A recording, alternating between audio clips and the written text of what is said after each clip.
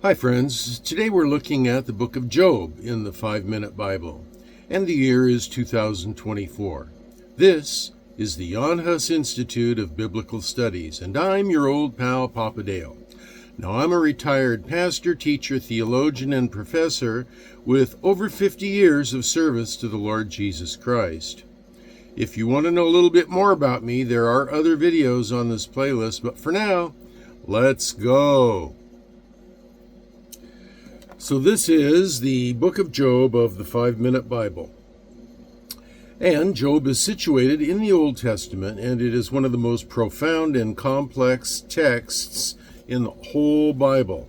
It explores themes of suffering, pain, and divine justice, offering an intricate portrait of human anguish and the quest for understanding amidst adversity. Theologians call this theodicy.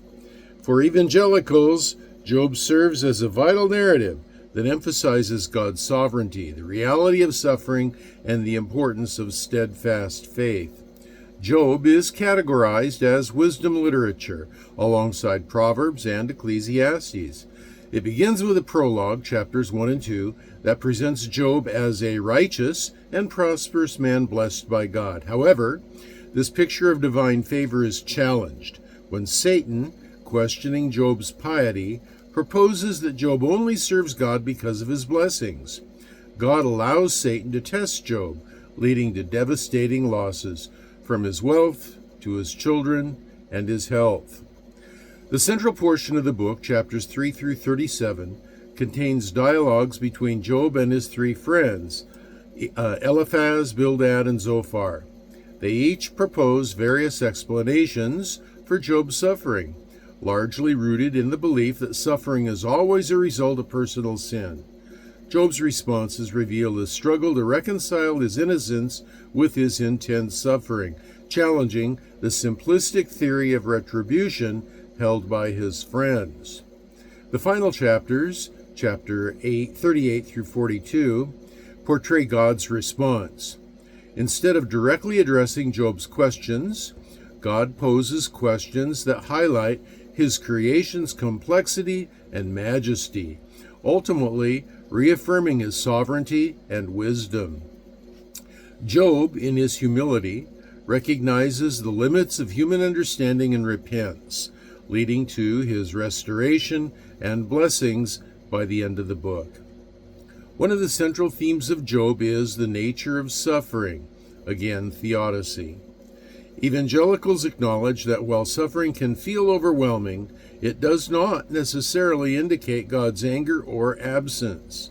Just as Job's plight illustrates, suffering can often occur even among the righteous, prompting believers to seek deeper faith and understanding rather than simplistic explanations. Job ultimately recognizes God's control over the universe. This assurance is crucial for evangelicals, who believe that despite life's challenges, God has a plan that transcends human comprehension. The remainder of his sovereignty invites believers to trust God even when the reminder of his sovereignty invites believers to trust God even when circumstances seem bleak, reaffirming that God works for the good of those who love him, Romans 8:28. The conversations between Job and his friends remind evangelicals of the importance of community and dialogue in the face of suffering. While Job's friends fail to provide comfort, their engagement reflects a desire to understand suffering. The ensuing discussions emphasize the need for compassionate and thoughtful, responses to those who are in pain. And throughout Job's trials, his unwavering commitment to God serves as a model for believers. Even when distance from God feels palpable, maintaining faith and integrity in adversity reflects a resilient relationship with God. The book of Job remains a vital text in the evangelical understanding of resilience in the face of suffering. By illustrating the complexity of faith amidst suffering and reaffirming God's omnipotence, it challenges believers to deepen their understanding of God and to trust Him wholly, echoing the ancient truth that faith endures beyond circumstances. Job's story invites believers to lean into their struggles, finding hope and restoration in the God who ultimately redeems. I'm your old pal, PapaDale. This is the year 2024, and the lecture you just watched is the Job lecture from the 5-Minute Bible. And this has been for the Jan Hus Institute of Biblical Studies. Until the next video, and I see you next time, this is your old pal, PapaDale, signing off for now and saying I'm going to be praying for you, that you'll be well and that you'll be blessed.